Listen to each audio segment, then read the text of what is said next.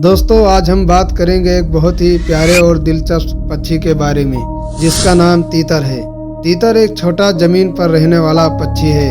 ये फिजेंट परिवार का सदस्य है।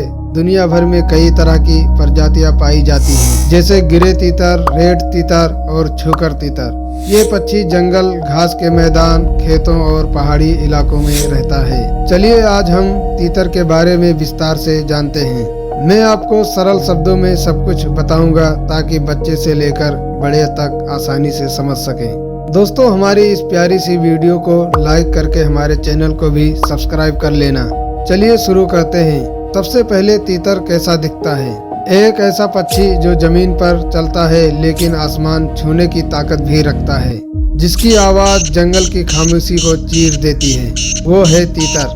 तीतर जिसे अंग्रेजी में पेरिटेज कहा जाता है, भारत के खेतों, झाड़ियों और जंगलों में पाया जाने वाला एक बेहद दिलचस्प पक्षी है। छोटा सा शरीर लेकिन कमाल की समझदारी। इसके पंख भूरे, काले और सफेद रंगों का एक ऐसा मिश्रण होते हैं कि ये आसानी से अपने आसपास के माहौल में छिप जाते हैं, जैसे प्रकृति ने इसे खुद ही अदृश्य बना दिया हो। तीतर ज्यादातर जमीन पर ही रहता है और दौड़ने में इतना तेज होता है कि कई बार शिकारी भी इसे पकड़ नहीं पाते। लेकिन जब खतरा बढ़ जाए तो ये अचानक तेज आवाज के साथ उड़ान भरता है और सामने वाले को चौंका देता है। इसकी आवाज इसकी सबसे बड़ी पहचान है। कई लोगों को ये तीतर जैसी सुनाई देती है और शायद इसी वजह से इसका नाम पड़ा तीतर। तीतर का खाना भी काफी साधारण होता है। ये बीज, अनाज और छोटे छोटे कीड़े खाता है और इसी वजह से ये किसानों के लिए एक मददगार पक्षी भी माना जाता है।